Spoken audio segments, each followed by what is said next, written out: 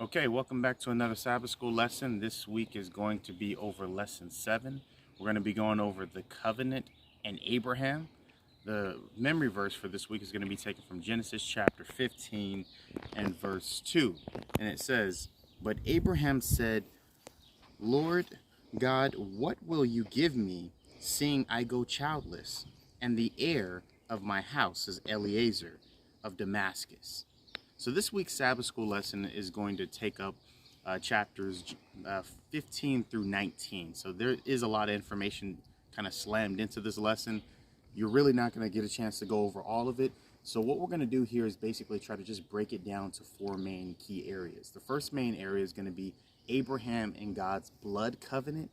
The other area is going to be Abraham and Hagar. They end up in some rendezvous session.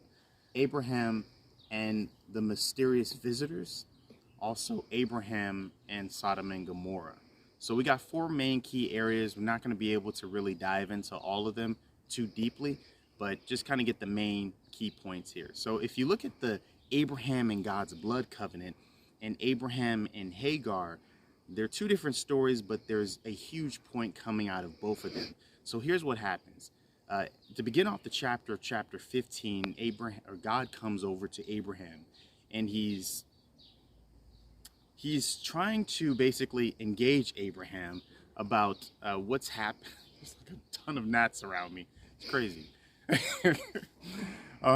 So God is trying to engage Abraham about being his shield and being his great reward. So basically he comes to Abraham and says, "Do not be afraid, I'm your shield and your great reward." Why does he actually say that to Abraham, right? Why is it he's saying don't be afraid? Well, it's kind of important to realize that in the previous chapter, Abraham just got involved into a world war, which ironically, if you imagine yourself jumping into like World War I and going after maybe the Germans, and then you beat up on some of the Nazis, and you take maybe one of your relatives that were stolen away from you, you could imagine that maybe there might be some retaliation, right? Because you jumped into the midst of a war that was already happening and you started fighting. So this is the case that happened also with Abraham. He jumped into a major world war. He got his nephew Lot back. However, you just created some conflict. So he could be nervous about what's going to come after him, or what kind of could be the retaliation. The other aspect is he still hasn't received the promise of a son yet. It doesn't look like he's going to have this child anytime soon. So there's a couple of dynamics going on here, but the point is God is trying to rest his faith and say, hey, I'm your shield, your very great reward. What God ends up doing to try to give Abraham some assurance is they make a covenant. And in this covenant, he tells him to go cut up some animals and actually separate them kind of in 2 different lanes. And he says, okay, make sure you set up these animals here, and I'm going to come down and we're going to make a covenant or an agreement together. Basically, Abraham does this. He cuts them all up, separates them, and he's waiting for God to come down. God comes down eventually in this like giant oven looking like structure, and looks like it's like on fire. And Abraham sees this thing kind of hovering in between the animals. And what this basically is, it's a weird concept, but it's passing through a sacrifice.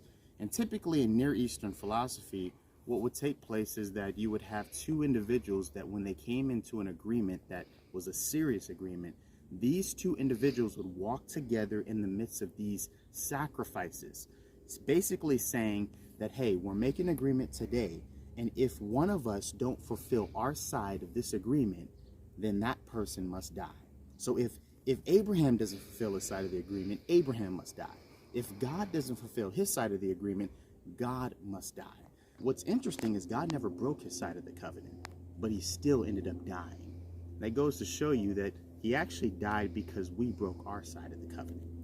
The other thing we're going to dive into here is Abraham and Hagar, because Abraham and Hagar is just a little bit interesting, but we find out that Abraham and Sarah are getting desperate, and so they resort to another Near Eastern custom, which is taking a servant of yours and having them actually have a child if for some reason your wife couldn't have a child for you. And so that's what happens here. They end up taking Hagar, and Hagar ends up having a son named Ishmael for Abraham. Now, that's not God's plan. God is not going to give the promise to Ishmael. He's still going to give it over to a son that comes out of Sarah. However, what you find here is Abraham and Sarah are resorting to a Near Eastern custom to bring about the promise of God. And that's what happens here. The main point, though, you might want to think about here, and this is going to be an interesting topic to discuss, is simply this. Just because God worked in your life in a certain way doesn't mean he will always work in that way. Just because God worked in your life in a certain way doesn't mean he'll always work in that way. So that's something to just kind of keep in mind here. What happens is God utilizes this custom with Abraham to make a covenant in this agreement, right? And he uses this Near Eastern custom to make a covenant with Abraham. Abraham, in the same way, sees that God makes this covenant with him using a custom. He decides to make the promise come about by using his own custom, right? So he resorts over to utilizing Hagar, another custom, to actually bring about this promise of a son. So that's very ironic. He saw that God actually, it's like some random animals squirrel behind me. Anyway, but so basically, Abraham sees God using the custom of the times to actually help fulfill a promise.